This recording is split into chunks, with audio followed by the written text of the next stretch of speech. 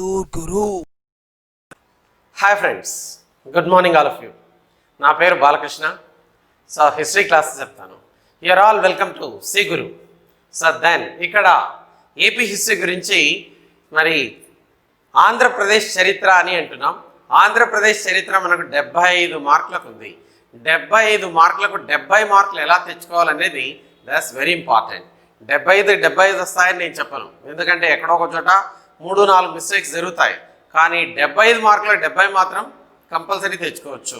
ఇక్కడ 70 మార్క్స్ కన్నా స్కోర్ చేసినట్లయితే 100% నువ్వు పాలిటీలో కూడా అదే రకంగా తెచ్చుకుంటే ఫస్ట్ పేపర్లో నీకు ఒక 125 మార్క్స్ వస్తాయి, ఇక సెకండ్ పేపర్ ఒక 140 వస్తాయి, థర్డ్ పేపర్ నీకు 110 వస్తాయి.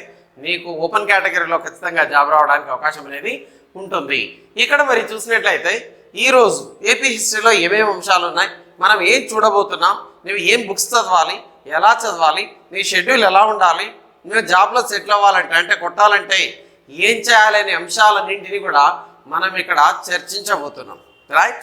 సో ఇక చూస్తే ఏపీ హిస్టరీలో మరి ఆంధ్రప్రదేశ్ హిస్టరీ అని చెప్పేసి మరి అంటున్నాం.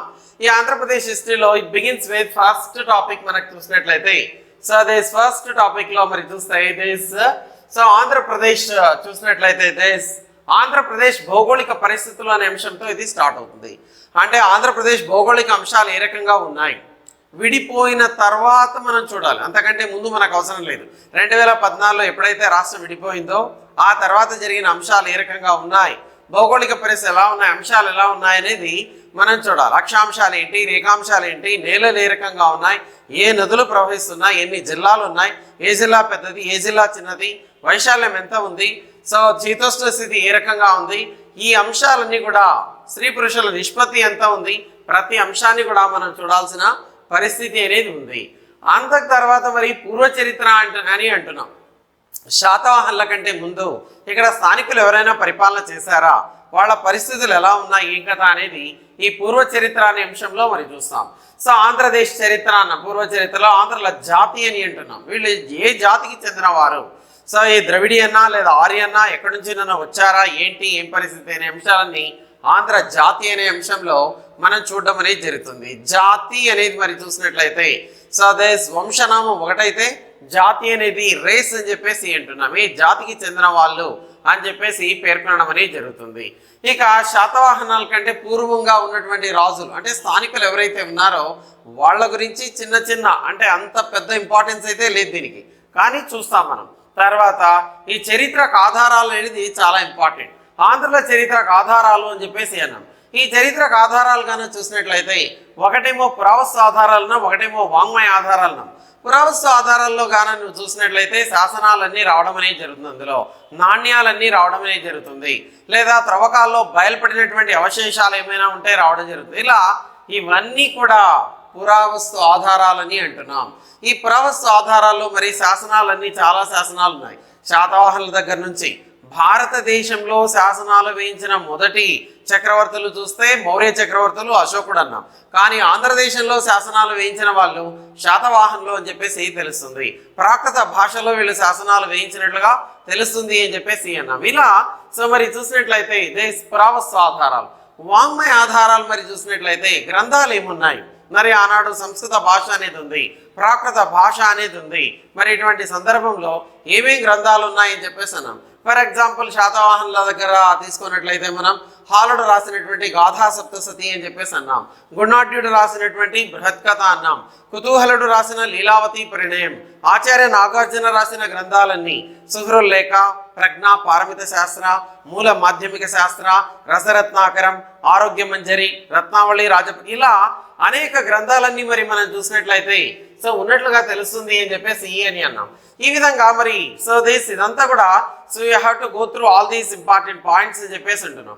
ఈ ఆంధ్రుల చరిత్రకు ఆధారాలు పురావస్తు ఆధారాలు, వాంగ్మయ ఆధారాలు అని చెప్పేసి అని అన్నాం. That's one of the important areas మనకు. ఓకే, ఈ ఇంపార్టెంట్ ఏరియాస్లో మరి పురావస్తు ఆధారాలు, వాంగ్మయ ఆధారాలు అని చెప్పేసి దాట్స్ వన్. ఆ తర్వాత మరి శాతవాహనులు అని అంటున్నాం. ఈ ఆంధ్రదేశాన్ని పరిపాలించినటువంటి మొట్టమొదటి రాజులు శాతవాహనులు. ఏ వంశం పరిపాలన చేసిందంటే శాతవాహన వంశస్థులు పరిపాలన చేశారు. వీళ్ళకే శాతవాహన, శాలివాహన, శాతకర్ణి, ఆంధ్రభృత్యులు ఈ పేర్లన్నీ కూడా ఉన్నాయని చెప్పేసి అన్నాం. మరి వీళ్ళ జన్మస్థలంగాన చూసినట్లయితే ఎక్కడి నుంచి వచ్చారు వీళ్ళు ఆంధ్రలేనా అని కొంతమంది అంటే వీళ్ళు ఆంధ్రలోని స్థిరంగా ఆంధ్రలే వీళ్ళు అని చెప్పినట్లుగా తెలుస్తుంది అని చెప్పేసి అంటున్నా. మరి వీళ్ళు ఆంధ్రలో అని అన్నది భండార్కర్, బర్జెస్, గుత్తి వెంకటరావు, మారేమండ రామారావులు అన్నట్లుగా తెలుస్తుంది. ఆంధ్రులే వీళ్ళు అని చెప్పేసి. లేదు వీళ్ళు బళ్ళారి ప్రాంతానికి చెందిన వాళ్ళు, బళ్ళారిలో చివరి వాడైనటువంటి 3వ పులమావి శాసనం అక్కడ లభించింది, బళ్ళారి వీళ్ళది అని కొంతమంది అభిప్రాయం అన్నాం. అట్లా భిన్నమైనటువంటి అభిప్రాయాలన్నీ కూడా మరి చూడడం అనేది జరుగుతుంది. ఇక చూస్తే శాతవాహనుల చరిత్రకు ఆధారాలు ఏమున్నాయి, what are the important sources. ఇక్కడ కూడా మనం గ్రంథాలన్నీ చూస్తాం, శాసనాలన్నీ చూస్తాం. వీళ్ళ కాలంలో అనేక శాసనాలన్నీ వేయించారు. నంబర్ ఆఫ్ ఇన్స్క్రిప్షన్స్ అన్ని కూడా వీళ్ళ కాలంలో ఉన్నట్లుగా మనకు తెలుస్తుంది అన్నాం. ఫర్ ఎగ్జాంపుల్ శాతవాహనంలో మొదటగా శాసనాన్ని వేయించిన వాడు కృష్ణ శాతవాహన, నాసిక్ శాసనం. ఇదే పేరు మీద శాసనం ఉంది. ఎవరి శాసనం? గౌతమి బాలశ్రీ వేయించిన శాసనం కూడా మనకు కనిపిస్తుంది. ఇక నాగనిక వేయించినటువంటి నానాఘట్ అనే శాసనం కూడా దాట్స్ వన్ ఇంపార్టెంట్ ఇన్స్క్రిప్షన్ అని అన్నాం. అలా వీళ్ళ కాలంలో ఉన్నటువంటి శాసనాలన్నీ మనం మొత్తం చూస్తాం. ఇక తర్వాత మరి శాతవాహన రాజులు అని అంటున్నాం. ఈ శాతవాహన రాజులు గాన మనం చూసినట్లయితే ఈ శాతవాహన రాజులు అని అన్నాం. శాతవాహన రాజులను గాన మనం చూసినట్లయితే ఎంతమంది రాజులు వీళ్ళు ఉన్నారు, మొత్తం ఎంతమంది వీళ్ళు రాజులు ఉన్నారు ఇందులో అన్నట్లయితే 30 మెంబర్స్ ఉన్నట్లుగా తెలుస్తుంది. మత్స్య పురాణమేమో మరి చూస్తే 30 మంది రాజులు పరిపాలన చేశారు. దాదాపు 456 సంవత్సరాలు 456 ఇయర్స్ వీళ్ళు పరిపాలన చేశారని చెప్పేసి తెలియజేయడం అనేది జరుగుతుంది. 456 సంవత్సరాలు 456 ఇయర్స్ వీళ్ళు పరిపాలన చేశారని మత్స్య పురాణం అనేది తెలియజేస్తే, వాయు పురాణం, విష్ణు పురాణం 17 మంది రాజులే ఉన్నారని చెప్పడం జరుగుతుంది. ఇలా ఎనీహౌ మరి చూస్తే వీళ్ళు రాజులు ఎంతమంది ఉన్నారు, శాతవాహన రాజులు. మొదటి వాడు మరి చూస్తే అంటే మూల పురుషుడేమో శాతవాహన అని అంటున్నాం. అలా కాకుండా రాజ్యాన్ని ఏర్పాటు చేసిన వాడు శ్రీముఖుడు. శ్రీముఖుని దగ్గర నుంచి శ్రీముఖుడు రాజ్యాన్ని ఏర్పాటు చేస్తే గొప్ప చక్రవర్తిగా పేరుగాంచిన వాడు గౌతమిపుత్ర శాతకర్ణి అయితే, ఇందులో చివరివాడు మరి 3వ పులోమావి అని చెప్పేసి అన్నాం. ఇలా మనం ఎంతమంది రాజులను చూస్తామంటే శాతవాహనంలో 30 రూలర్స్ని మనం చూడడం జరుగుతుంది. 30 మందిని చూడడం అనేది జరుగుతుంది. 30 రూలర్స్ ఉన్నారు. ఈ 30 రూలర్స్లో అందరేమో అవసరం లేదు మనకి, ఎందుకంటే ఇప్పుడు జస్ట్ రావడం పోవడం ఉన్న వాళ్ళు ఉన్నారు. అంత ప్రాధాన్యత లేని వాళ్ళు కూడా దాదాపు ఒక 15-20 మంది దాకా ఉన్నారు. ఒక 12 మంది 10 మందిని మాత్రమే క్షుణ్ణంగా మనం వాళ్ళ గురించి మొత్తం అంశాలని చూస్తాం. తర్వాత వీళ్ళ పరిపాలన ఏ రకంగా ఉంది, రాజ్యాన్ని ఏ రకంగా డివైడ్ చేశారు, డీసెంట్రలైజేషన్ ఆఫ్ అడ్మినిస్ట్రేషన్, పరిపాలన వికేంద్రీకరణ అని అంటున్నాం. రాజ్యాన్ని ఏ రకంగా డివైడ్ చేశారు, ఎలా పరిపాలన చేశారు, మంత్రిమండలి ఏ రకంగా ఉంది అనే అంశాలన్నీ కూడా అందులో చూస్తాం.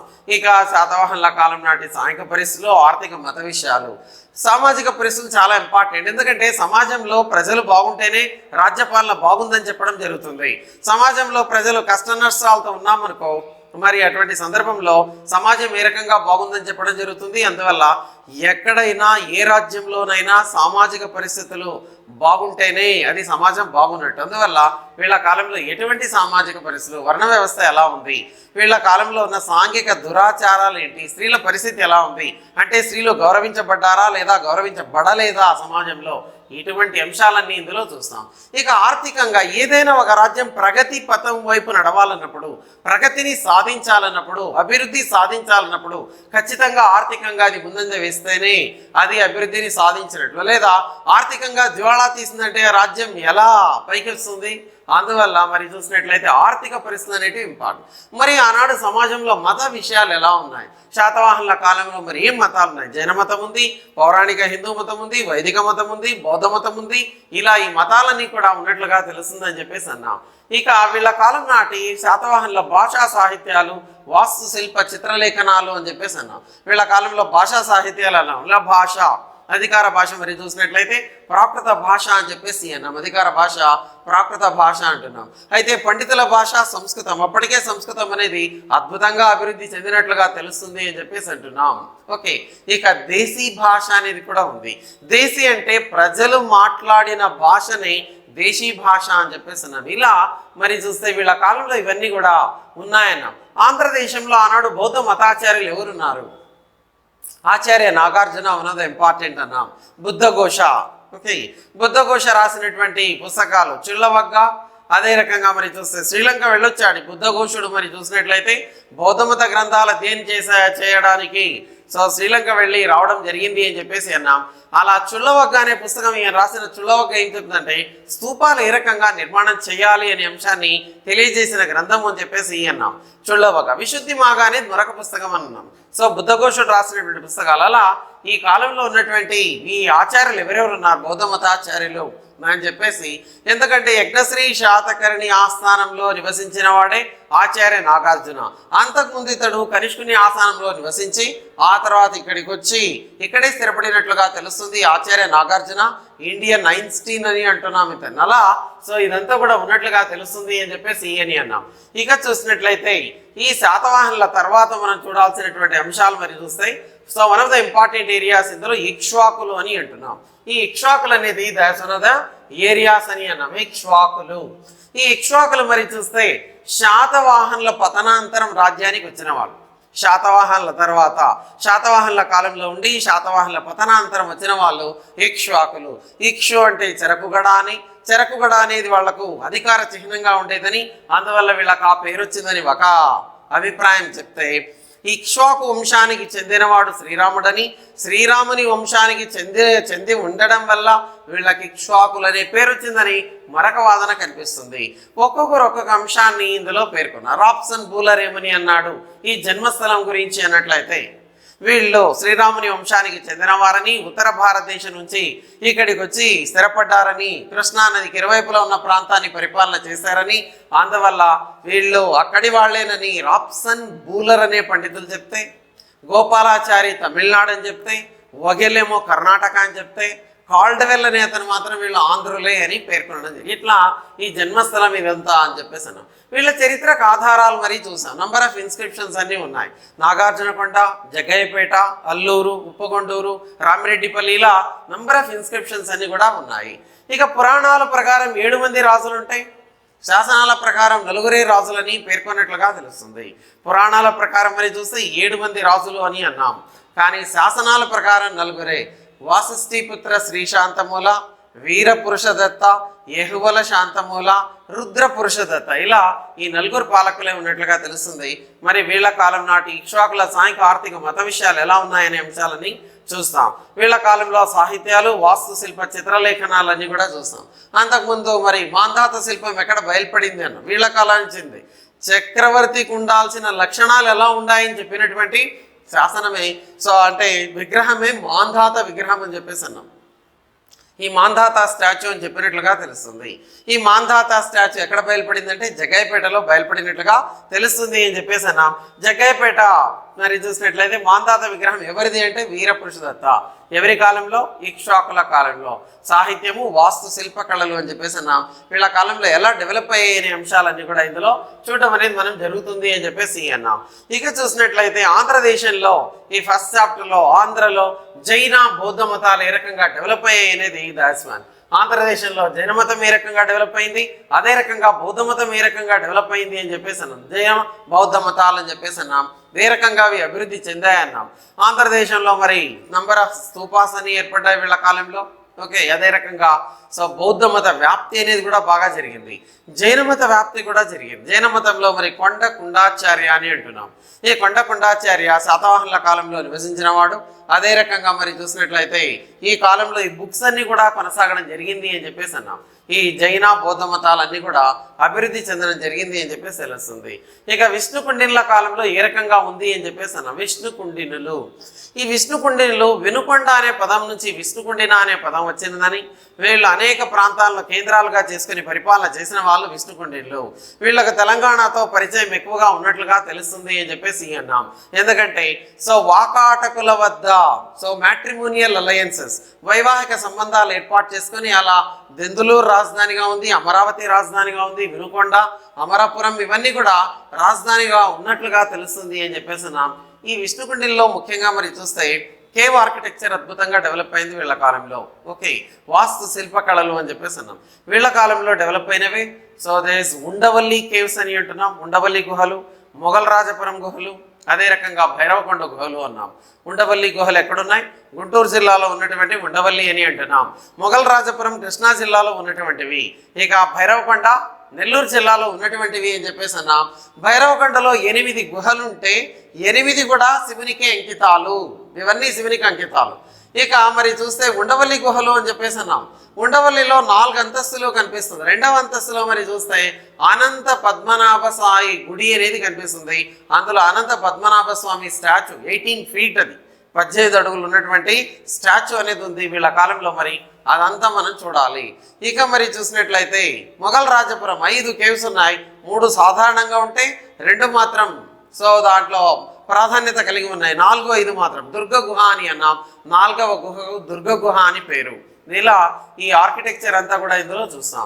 తర్వాత మరి మనం చూసినట్లయితే తర్వాత ఇందులో మరి చూసినట్లయితే మనం one of the important areas ఈ తూర్పు చాళుక్యులు అన్నాం. తూర్పు చాళుక్య రాజ్యం ఏర్పడింది. 624లో రాజ్యాన్ని ఏర్పాటు చేసిన వాళ్ళు తూర్పు చాళుక్యులు. తూర్పు వైపున ఉన్నారు కాబట్టి తూర్పు చాళుక్యులు, లేదా వేంగిని కేంద్రంగా చేసుకుని పరిపాలించారు కాబట్టి వీళ్ళకు వేంగి చాళుక్యులని పేరు వచ్చినట్లుగా తెలుస్తుంది అని చెప్పేసి అన్నాం. బాదామి చాళుక్యులలో గొప్పవాడైన 2వ పులకేసి. ఈ 2వ పులకేసి 624లో వేంగి పైన దండయాత్ర చేసి వేంగిని జయించి తన తమ్ముడైన కుబ్జ విష్ణువర్ధనకి ఇవ్వడం జరిగింది. ఈ కుబ్జ విష్ణువర్ధన ఈ రాజ్య స్థాపన చేయడం జరిగిందన్న. ఇట్స్ ఇన్ ద ఇయర్ 624 ADలో ఏర్పడినటువంటిది ఈ తూర్పు చాళుక్య రాజ్యం అని చెప్పేసి తెలుస్తుంది. తూర్పు చాళుక్యులు one of the important areas మనకు. ఈ తూర్పు చాళుక్యుల కాలంలో ఉన్నటువంటి రాజకీయ చరిత్ర ఏ రకంగా ఉంది అనేదంతా కూడా చూస్తాం. తూర్పు చాళుక్యుల కాలంలో ఎటువంటి విధానాలు నెలకొని ఉన్నాయనే అంశాలన్నీ కూడా వీఆర్ గోయింగ్ టు సీ. తూర్పు చాళుక్యుల కాలం నాటి పరిపాలన ఏ రకంగా ఉంది, వీళ్ళ కాలంలో మరి పరిపాలన అని అంటున్నాం. ఈ పరిపాలన అనేది మరి చూస్తే ఎలా ఉంది, తూర్పు చాళుక్యుల సాంఘిక ఆర్థిక పరిస్థితులు ఎలా ఉన్నాయి, భాషా సాహిత్యాలు, వాస్తు శిల్పకళలు ఇవన్నీ కూడా చూడడం అనేది జరుగుతుంది. అంటే వీళ్ళ కాలంలో డెవలప్ అయినవే పంచారామాలని అన్నాం. పంచారామాలు 5 శివాలయాలు చాళుక్య భీమా 1 నిర్మాణం చేసినవి. 30 మంది రాజులు ఉన్నారు ఇక్కడ కూడా మనకు అన్నాం. కుబ్జ విష్ణువర్ధన మొదటివాడైతే, ఇందులో గుణగ విజయాదిత్య గొప్ప చక్రవర్తి అయితే, 7వ విజయాదిత్య చివరివాడన్నా మీ తూర్పు చాళుక్యుల్లో. తూర్పు చాళుక్యుల్లో ఆంధ్ర భాషాభివృద్ధి కూడా బాగా జరిగింది. ఎందుకంటే రాజరాజ నరేంద్ర ఆస్థానంలో నివసించిన వాడే నన్నయ అని చెప్పేసి అన్నాం. ఈ నన్నయ మహాభారతంలోని 2.5 పర్వాలను తెలుగులో అనువదించినట్లుగా తెలుస్తుంది. నన్నయ, ఆదికవి, వాగనుశాసన, శబ్దశాసన ఈ బిరుదులన్నీ కలిగిన వాడు నన్నయ అని చెప్పేసి అన్నాం. మరి ఇటువంటి సందర్భంలో 2.5 పర్వాలు అనువదించడం జరిగింది అని చెప్పేసి అన్నాం. 2.5 పర్వాస్, ఆది పర్వం, సభాపర్వం, అరణ్య పర్వంలో అర్ధభాగం. ఈ 2.5 పర్వాలు అనువదించడానికి సహకరించిన వాడు నారాయణ భట్టు, అష్టభాషా పండితుడు. వీళ్ళంతా మరి ఎవరి కాలంలో అంటే తూర్పు చాళుక్యుల కాలంలో ఉన్నటువంటి వాళ్ళే. ఇక ఈ తెలుగు చోడులు అనేది ఒక టాపిక్ మనకు. దేశ స్మాల్ టాపిక్ ఇది. ఇందులో ఈ తెలుగు చోడుల్లో ఒకటేమో రేనాటి చోడులు అన్నాం, ఒకటేమో కొత్తవి చోడులు అన్నాం, కొడిదెన చోడులు అన్నాం, నెల్లూరు చోడులు అన్నాం. ఇవన్నీ అంశాలన్నీ కూడా మనం చూడడం అనేది జరుగుతుంది. అంటే is this a small topic. Telugu చోడులు అనేది that is one of the areas అని చెప్పేసి అన్నాం. ఈ తెలుగు చోడ వంశం అనేది కూడా కొనసాగినట్లుగా తెలుస్తుంది మనకు. ఈ అంశాలన్నీ మరి ఫస్ట్ చాప్టర్లో చూడడం జరుగుతుంది. మనకు ఉన్నటువంటి చాప్టర్స్ ఎన్ని, 5 చాప్టర్స్ కింద డివైడ్ చేశారు ఏపీస్ని. అంటే ఒక్కొక్క చాప్టర్లో దాదాపుగా 15 క్వశ్చన్లు అడగడం జరుగుతుంది. లేదా ఒక్కోసారి ఒక చాప్టర్లో 16, 17 అడగొచ్చు, ఇంకో చాప్టర్లో 13 అడగొచ్చు, చెప్పలేము. కానీ ఫస్ట్ చాప్టర్ మనం అనుకుంటే 15 క్వశ్చన్లలో ఒక 6 లేదా 7 శాతవాహనాస్ నుంచే వస్తాయి. తర్వాత ఇక్షాకుల నుంచి ఒక 2 వస్తాయి, విష్ణుకుండిల నుంచి ఒక 1 బిట్ వస్తుంది, ఒక 4 బిట్లు వచ్చేసి తూర్పు చాళుక్యులు, ఈ రేనాటి చోడుల నుంచి తెలుగు చోడుల నుంచి ఒక 1 బిట్ వస్తుంది. అట్లా 15 లేదా 16 బిట్లు రావడానికి అవకాశం అనేది ఉంది అని చెప్పేసి అన్నాం మనకు. ఎందుకంటే హిస్టరీ అనేది స్టాటిక్ పార్ట్. మనం ఇన్డెప్త్గా గానా చూసినట్లయితే దీంట్లో మార్క్స్ మిస్ అయ్యే ప్రసక్తి అనేది ఉండదు. ఎటువంటి ప్రశ్న కూడా మిస్ అయ్యే ప్రసక్తే లేదు. ఇన్డెప్త్గా మనం చూడాల్సి ఉంటుంది. ఇక మనకు చూసినట్లయితే ఈ 2వ చాప్టర్ని అంటున్నాం. సెకండ్ చాప్టర్ మరి చూసినట్లయితే సెకండ్ చాప్టర్లో ఏమున్నాయి, దిస్ 11వ శతాబ్దం నుంచి క్రీస్తకం 11వ శతాబ్దం నుంచి 16వ శతాబ్దం మధ్య ఉన్న ఆంధ్రదేశాన్ని పరిపాలించిన ప్రధాన రాజవంశాలు ఏమి అనేది one of the important topics. ఈ చాప్టర్లో 16వ శతాబ్దాల మధ్య ఆంధ్రదేశాన్ని పరిపాలించినటువంటి రాజవంశాలు ఏమేమి ఉన్నాయని చెప్పేసి అన్నాం. అందులో మొదటగా మరి చూస్తే కాకతీయ సామ్రాజ్యం అనేది that is one of the important area అని చెప్పేసి అన్నాం. ఈ కాకతీయ సామ్రాజ్యానికి ఆధారాలు ఏమున్నాయి, అదే రకంగా కాకతీయ సామ్రాజ్యం మరి చూసినట్లయితే ఈ కాకతీయ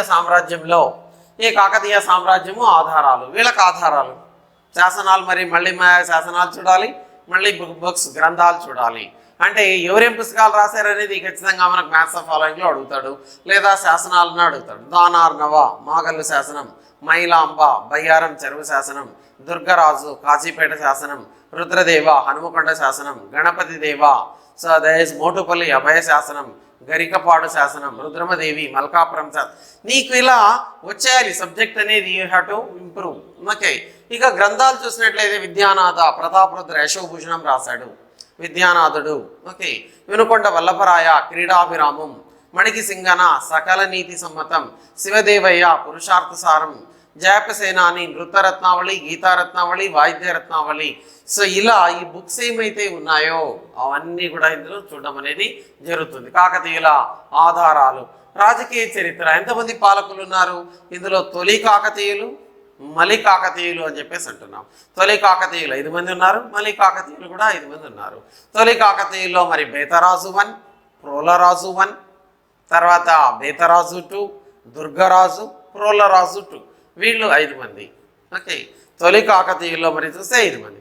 మలి కాకతీయుల్లో రుద్రదేవ, మహాదేవ, గణపతి దేవ, రుద్రమదేవి, ప్రతాపరుద్ర 2, వీళ్ళు 5 మంది. అలా మొత్తం వీళ్ళ ఇదంతా కూడా చూస్తాం.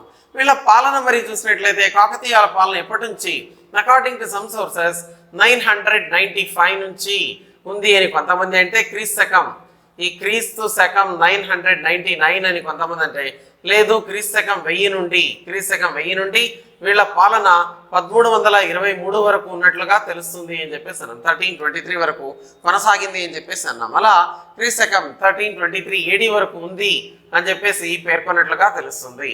సో కాకతీయుల పరిపాలన అని చెప్పేసి అన్నాం. ఈ సాంఘిక పరిస్థితులు ఎలా ఉన్నాయి, ఆర్థిక పరిస్థితులు, మరి శాతవాహనుల పతనానంతరం అంత పెద్ద సామ్రాజ్యాన్ని ఏర్పాటు చేసినటువంటి ఘనత ఈ కాకతీయులది అని చెప్పేసి అన్నాం.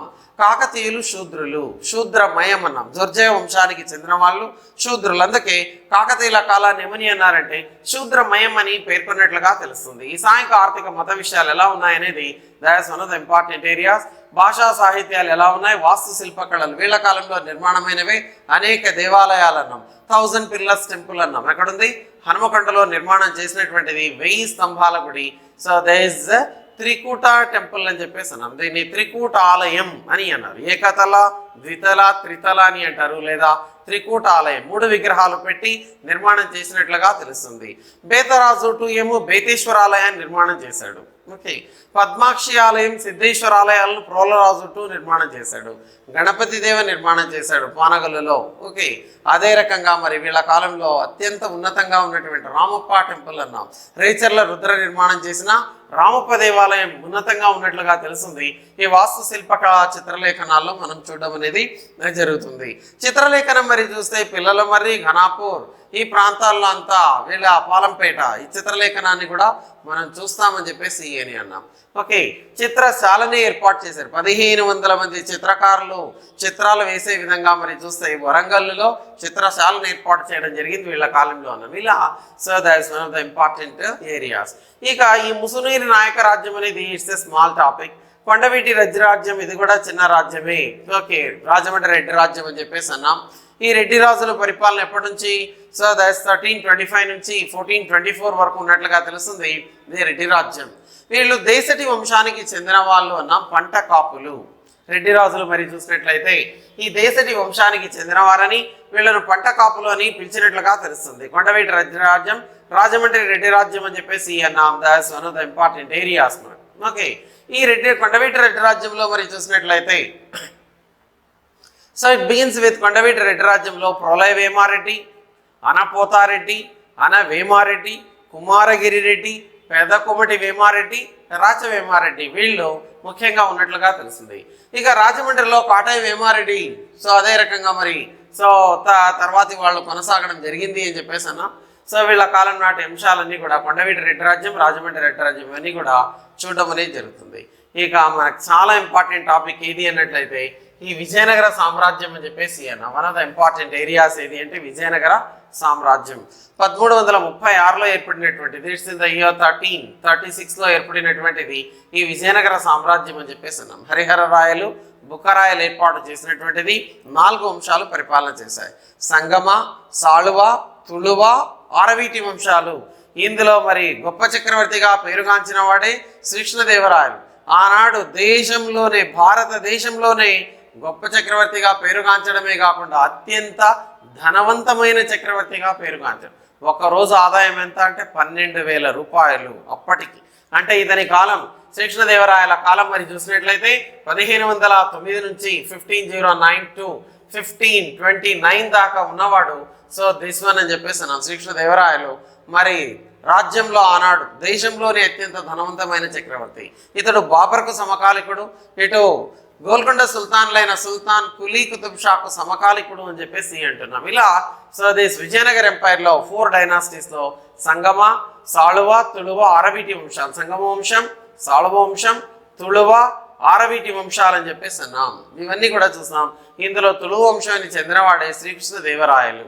ఓకే, ఆంధ్ర భోజ అని అన్నారు. ఎందుకంటే తెలుగు భాషకెనలేని సేవ చేసిన ఘనత ఇతనిది. అందువల్ల ఇతనికి ఆంధ్ర భోజ, మూరు రాయర గండ, కన్నడ రాయ, యమన రాజ్య స్థాపనాచార్య, సంగీత సాహిత్య సమరాంగణ సార్వభౌమ ఇటువంటి బిరుదులన్నీ కలిగిన వాడు ఇతడు అని చెప్పేసి అన్నాం. ఎందుకంటే సంగీత సాహిత్యాలంతా ఉన్నతంగా అభివృద్ధి చెందడం జరిగింది ఇతని కాలంలో అని చెప్పేసి అంటున్నాం. ఇలా సో దిస్ విజయనగర్ ఎంపైర్ అనేది మనకు చాలా చాలా ఇంపార్టెంట్. వీళ్ళ కాలం నాటి ఆర్ట్ అండ్ ఆర్కిటెక్చర్ ఎలా డెవలప్ అయింది, వీళ్ళ పాలన ఏ రకంగా ఉంది, సంగమ వంశస్థుల పాలన ఎలా ఉంది, సాళవ వంశస్థుల పాలన ఏ రకంగా ఉంది, అదే రకంగా మరి చూసినట్లయితే తుళువా డైనాసిటీ, అన్ని డైనాసిటీస్ అని కూడా ఇందులో చూడడం అనేది జరుగుతుంది. విజయనగర రాజుల భాషా సాహిత్యాలు ఎలా ఉన్నాయి. సో అష్టదిగ్గజాలు అని చెప్పేసి అంటున్నాం. అష్టదిగ్గజాలు ఎవరి కాలంలో నివసించారు? ఈ అష్టదిగ్గజాలు, అష్టదిగ్గజాలు ద కోర్ట్ ఆఫ్ ఓకే. అష్టదిగ్గజాలు ఎవరి కాలంలో నివసించారంటే శ్రీకృష్ణదేవరాయల కాలంలో నివసించిన వాళ్ళు అష్టదిగ్గజాలు. అష్టదిగ్గజాల్లో మొదటివాడు అల్లసాని పెద్దన, నంది తిమ్మన, మాదయ్య గారి మల్లన, దూర్జటి, అయ్యలరాజు రామభద్ర, తెనాలి రామకృష్ణ, భట్టుమూర్తి, పింగళి సూరన. వీళ్ళు అష్టదిగ్గజాలు. వీళ్ళు రాసిన పుస్తకాలు ఏంటి అనేదంతా కూడా చాలా జాగ్రత్తగా చూడాలి. అల్లసాని పెద్దన మను చరిత్ర రాసుడు. మను చరిత్రకు మరి యొక్క పేరు ఏంటి అని అడిగాడు మనం ఎగ్జామ్లో. స్వారోచిస మను సంభవం అల్లసాని పెద్దన. నంది తిమ్మన పారిజాతాపహరణం, మాదయ్య గారి మల్లన రాజశేఖర చరిత్ర రాశాడు. దూర్జటి శ్రీకాళహస్తీశ్వర మహత్యం, శ్రీకాళహస్తీశ్వర శతకం అనే వాటిని రాసినట్లుగా తెలుస్తుంది అని చెప్పేసి అని అన్నాం. అదే రకంగా అయ్యలరాజు రామభద్ర రామాభ్యుదయం అనే దాన్ని రాశాడు. అయ్యలరాజు రామభద్ర మరి చూసినట్లయితే Ramabhyudayam that's one of the important areas అని చెప్పేసి అని అన్నాం. సో రామాభ్యుదయం అనేది రాసినట్లుగా తెలుస్తుంది అని చెప్పేసి అన్నాం. ఇలా మరి చూసినట్లయితే ఇవన్నీ కూడా so these all these important areas so came to force అని చెప్పేసి అని అన్నాం. Okay, so these important areas మరి చూసినట్లయితే సో దీస్ ఇదంతా ఉన్నట్లుగా తెలుస్తుంది అన్నాం. సో ఇక మనకు వన్ ఆఫ్ ద ఏరియాస్ ఇందులో ఏది అంటే కుతుబ్ షాహీలు అనేది that's one of the important areas అని చెప్పేసి అన్నాం. కుతుబ్ షాహీలు, so this Qutub Shahi dynasty అని చెప్పేసి అన్నాం. ఈ కుతుబ్ షాహీ వంశస్థులు అనేది so that's one of the important areas మనకు. ఓకే, ఈ కుతుబ్ షాహీల పాలన ఎలా ఉంది, కుతుబ్ షాహీల రాజకీయ చరిత్ర ఎలా ఉంది అనే అంశాలన్నీ కూడా మనం చూడడం అనేది జరుగుతుంది అని చెప్పేసి అని అన్నాం. కుతుబ్ షాహీస్ ఆఫ్ సో గోల్కొండ అని చెప్పేసి అంటాం. కుతుబ్ షాహీలు, ఈ కుతుబ్ షాహీల పాలన ఎలా ఉంది, అదే రకంగా కుతుబ్ షాహీల పరిపాలన, రాజులు వీళ్ళందరినీ కూడా చూడడం అనేది జరుగుతుంది అని చెప్పేసి అన్నాం. ఇలా మరి ఇదంతా కూడా సెకండ్ చాప్టర్లో ఉన్నట్లుగా తెలుస్తుంది. సో అంటే మనకు సెకండ్ చాప్టర్ కూడా 15 మార్కులు ఖచ్చితంగా రావాల్సి ఉంది అని చెప్పేసి అన్నాం. ఓకే, సో ఈ సెకండ్ చాప్టర్లో మరి చూసినట్లయితే ఈ సెకండ్ చాప్టర్లో కూడా 15 మార్కులు అని చెప్పేసి అంటున్నాం. ఫస్ట్ చాప్టర్లో 15, సెకండ్ చాప్టర్లో 15, థర్డ్, ఫోర్త్, ఫిఫ్త్ ఇలా. సో మరి ఇవన్నీ కూడా you have to remember all these important areas అని చెప్పేసి అని అన్నాం. ఓకే రైట్, థర్డ్ చాప్టర్ మరి చూసినట్లయితే థర్డ్ చాప్టర్లో ఆంధ్రదేశానికి యూరోపియన్ల రాక అని చెప్పేసి అన్నాం. భారతదేశానికి యూరోపియన్ల రాక అనేది మనకు తెలుసు. భారతదేశానికి యూరోపియన్ల రాక ఎలా వచ్చారేంటి అనేది మనకు తెలుసు. భారతదేశానికి వచ్చిన మొదటి వాళ్ళు పోర్చుగీస్ అయితే, రెండవది డచ్, మూడవది బ్రిటిష్, నాలుగవది ఫ్రెంచ్, సో ఇలా నాలుగవది డానిష్, ఐదవది ఫ్రెంచ్ అలా వచ్చారు భారతదేశానికి. కానీ ఆంధ్రదేశానికి ఎలా వచ్చారు? మొదటగా వచ్చిన వాళ్ళు డచ్ వారు. ఈ డచ్ వారు 1605లో వచ్చినట్లుగా తెలుస్తుంది. బ్రిటిష్ వారు 1611లో వచ్చారు. ఓకే, బ్రిటిష్ వారి సవరాలు ఏంటి, డచ్ వారి సవరాలు ఏంటి? ఈ డచ్ బ్రిటిష్ అనుమతినిచ్చిన గోల్కొండ సుల్తాన్ ఎవరు? Who is the Golconda Sultan who gave permission to the Dutch and the British for their trade and commerce in Andhra? So there is Muhammad Quli Qutub Shah. ఎవరిచ్చారు అనుమతిని అంటే మహమ్మద్ కులీ కుతుబ్ షా ఇచ్చినట్లుగా తెలుస్తుంది అని చెప్పేసి అన్నాం. ఓకే, సో దెన్ తర్వాత మరి ఫ్రెంచ్ వారు 1669, పోర్చుగీస్ వారు 1670 ఈ ప్రాంతంలో వచ్చినట్లుగా తెలుస్తుంది అని చెప్పేసి అన్నాం. ఆంధ్రదేశంలో కంపెనీ పాలన ఎలా ఏర్పడింది, ఆంధ్రదేశంలో అధికార స్థాపన ఎలా జరిగింది అని చెప్పేసి అంటున్నాం. How this so they establish there supremacy in Andhra, ఆంధ్రలో ఏ రకంగా సుప్రమసీని ఏర్పాటు చేశారనేది that's also one of the important areas. Okay, ఈ పోర్చుగీస్ వాళ్ళు వీళ్ళంతా రావడం జరిగింది అని చెప్పేసి అన్నాం. ఆంధ్రదేశంలో కంపెనీ పాలన ఏ రకంగా ఏర్పడింది, మరి ఆంధ్ర రాయలసీమ ప్రాంతాలు ఎలా వెళ్ళాయి వీళ్ళ కిందికి అని చెప్పేసి అన్నాం. సో దిస్ అసఫ్జాహీ పాలకుల్లో మరి చూసినట్లయితే నిజాం అలీ ఖాన్ రావడం జరిగింది. అంతకుముందు కర్ణాటక యుద్ధాల్లో భాగంగా ఫ్రెంచ్ వాళ్లకు ఈ ఉత్తర సర్కారులు ఇవ్వడం అనేది జరిగింది. ఉత్తర సర్కారులు అని చెప్పేసి అంటున్నాం, వీటిని ఇవ్వడం జరిగింది. వాళ్ళ నుంచి తీసుకోవడానికి సో దిస్ బ్రిటిష్ వాళ్ళు చేసిన ప్రయత్నాలు అదే రకంగా మనం ఇవన్నీ చూస్తాం. So battle of Bobbili 1757, battle of Chandurthi 1758, battle of Konduru 1759, battle of Padmanabham 1794, ఇలా ఈ అంశాలన్నీ ఇందులో చూసి సో ఏ రకంగా ఆంధ్రదేశంలో సో దేశ్ రాజమండ్రి అగ్రిమెంట్ అనేది జరిగింది. రాజమండ్రి అగ్రిమెంట్ ప్రకారం ఉత్తర సర్కారులు మళ్ళీ బ్రిటిష్ వాళ్ళకి ఇవ్వడం, అదే రకంగా మరి అన్ని వెళ్ళడం జరిగింది అని చెప్పేసి అన్నాం. 1857 సిపాయిల తిరుగుబాటు అని అంటున్నాం. 1857 ఈ సిపాయిల తిరుగుబాటు అనేది that's one of the important areas. మన సిపాయిల తిరుగుబాటు మే 10వ తేదీన 1857 మీరట్ నుంచి స్టార్ట్ అయితే మరి ఆంధ్రదేశంలో ఎలా స్టార్ట్ అయింది ఇది అనేది that's one of the important areas. హైదరాబాద్లోనేమో చిడ్డా ఖాన్, తుర్రేబాజ్ ఖాన్, సో దైస్ మౌల్వి అల్లావుద్దీన్ వీళ్ళు హైదరాబాద్లో స్టార్ట్ చేస్తాయి. మరి ఆంధ్రలో ఎలా ఇది జరిగింది, పర్లకిమిడిలో ఎవరు దీనికి నాయకత్వం వహించారు, అదే రకంగా ఎర్రన్నగూడెంలో ఎవరు నాయకత్వం వహించారు, కడపలో ఎవరు నాయకత్వం వహించారు, ఈ అంశాలన్నీ కూడా ఇందులో చూడడం అనేది జరుగుతుంది. ఇలా సో అధికార స్థాపన ఎలా జరిగింది, కంపెనీ పాలన ఎలా ఉంది, ఆ అంశాలన్నీ అని చెప్పేసి అన్నాం. ఓకే, సో ఆంధ్రదేశంలో సాంస్కృతిక పునరుజ్జీవనం అని చెప్పేసి అంటున్నాం. ఆంధ్రదేశంలో సాంస్కృతిక పునరుజ్జీవనం, ఆంధ్రదేశంలో మరి సాంస్కృతిక పునరుజ్జీవనం ఏ రకంగా సంఘ సంస్కరణ అనేది first and foremost one Kandukuri Veeresalingam కంటే ముందున్నటువంటి వాళ్ళల్లో ఏనుగల వీరాస్వామి అని చెప్పేసి అన్నాం. ఇతడు అన్టచబిలిటీని కండెమ్ చేసినట్లుగా తెలుస్తుంది. అదే రకంగా మరి చూసినట్లయితే రాసిన పుస్తకం కాశీయాత్ర, కాశీయాత్ర అనేది రాశాడు ఏనుగల వీరస్వామి, అనంత రామశాస్త్రి, సో ముద్దు నరసింహం, సో తర్వాత ఆత్మూరి లక్ష్మీ నరసింహం. ఇట్లా కందుకూరి కంటే ముందున్న వాళ్ళని ఫస్ట్ చూడడం అనేది జరుగుతుంది. ఆ తర్వాత మరి చూసినట్లయితే కందుకూరి యుగంలో ఉన్నటువంటి వాళ్ళను కూడా చూడడం అనేది జరుగుతుంది అని చెప్పేసి అన్నాం. కందుకూరి వీరేశలింగం గారి ముందు యుగం, కందుకూరి వీరేశలింగం గారి పంతుల గారి యుగం అని చెప్పేసి అని అంటున్నాం. సో దిస్ కందుకూరి యుగంలో మరి కందుకూరి వీరేశలింగం పంతులు, అదే రకంగా మరి చూసినట్లయితే సో దేశ్ గురజాడ అప్పారావు, తర్వాత ప్రముఖులైనటువంటి వాళ్ళందరినీ కూడా ఇందులో మరి చూడడం అనేది జరుగుతుంది అని చెప్పేసి అన్నాం. దేశరాజు పెదబాపయ్య, రఘుపతి వెంకటరత్నం నాయుడు వీళ్ళందరినీ ఇందులో చూస్తాం. కందుకూరి వీరేశలింగం పంతులు గారి యుగంలో ఒకటి కందుకూరి వీరేశలింగం పంతులు, ఎందుకంటే ఆంధ్రదేశంలో మొట్టమొదటి వితంతు పునర్వివాహం చేసిన ఘనత కందుకూరి వీరేశలింగం పంతులది అని చెప్పేసి అన్నాం. So that's in the year 1881 December 11న చేయడం జరిగింది. శ్రీరాములు సీతమ్మ, సీతమ్మ అసలు పేరు గౌరమ్మ. రెండవ వివాహాన్ని డిసెంబర్ 15వ తేదీన చేశాడు. రత్నమ్మ రాచర్ల రామచంద్రరాజు. ఇతని పత్రికలు ఇవన్నీ ఖచ్చితంగా అడగడానికి అవకాశం అనేది ఉంది. వివేకవర్ధిని, హాస్య సంజీవని, సతీహిత బోధిని, సత్యవాదిని, సత్య సంవర్ధిని, తెలుగు జనానా, చింతామణి, ఇలా నంబర్ ఆఫ్ న్యూస్ పేపర్స్ అన్ని ప్రవేశపెట్టి ప్రజలను ఎంతగానో చైతన్యవంతులుగా చేసినటువంటి ఘనత ఈ కందుకూరి వీరేశలింగం పంతులదన్న. అదేవిధంగా రఘుపతి వెంకటరత్నం నాయుడు, రఘుపతి వెంకటరత్నం నాయుడు, సో బ్రహ్మర్షి, కులపతి, అభినవ సోక్రటీస్, సో జెంటల్ మ్యాన్, ఇలా ఇవన్నీ బిరుదులు కలిగి ఉన్నవాడు. సో బ్రిటిష్ ప్రభుత్వం ఇచ్చిన బిరుదు రావ్ బహదూర్ కందుకూరి వీరేశలింగం గారికి కూడా ఇవ్వడం జరిగిందని. ఇలా సో ఇదంతా కూడా వ్యవహారిక భాష ఉద్యమం అని చెప్పేసి అన్నాం. సో గిడుగు రామమూర్తి గారిని గురించి చూడడం అనేది జరుగుతుంది. ఓకే, గిడుగు రామమూర్తి ఈ సవర భాషకు లిపిని కనుక్కోవడం, తయారు చేయడం అనేది so it is not so easy, కానీ ఎంతో కష్టపడి లిపి కనుక్కున్న ఘనత ఇతడిది అని చెప్పేసి అన్నాం. ఇక జస్టిస్ పార్టీ అని చెప్పేసి అన్నాం. సౌత్ ఇండియన్ పీపుల్స్ అసోసియేషన్ అనేది ఏర్పడింది 1916లో. ఇదే మరి సో జస్టిస్ పార్టీకి ఆవిర్భవించడం జరిగింది. Justice party TM Nair, Mudaliar, Thyagaraya Chetty వీళ్ళ ముగ్గురి కృషి వల్ల ఏర్పడిందే జస్టిస్ పార్టీ. 1920 నుంచి 37 వరకు దాదాపుగా కాంగ్రెస్ ప్రభుత్వానికి వ్యతిరేకంగా ఉండి అధికారానికి వచ్చినటువంటిది ఏది అంటే ఈ జస్టిస్ పార్టీ అని చెప్పేసి అన్నాం. 1937 ఎన్నికల్లో మరి ఇండియన్ నేషనల్ కాంగ్రెస్ మళ్ళీ అధికారానికి వచ్చింది. సి రాజగోపాలాచారి ముఖ్యమంత్రి కావడం జరిగిందన్నాం. ఈ విధంగా మరి చూస్తే జస్టిస్ పార్టీ ఆత్మగౌరవ ఉద్యమం ఈవి రామస్వామి నాయకర్, ఈవి రామస్వామి, ఈ రోడ్ వెంకటప్ప రామస్వామి నాయకర్ అని చెప్పేసి అంటున్నాం.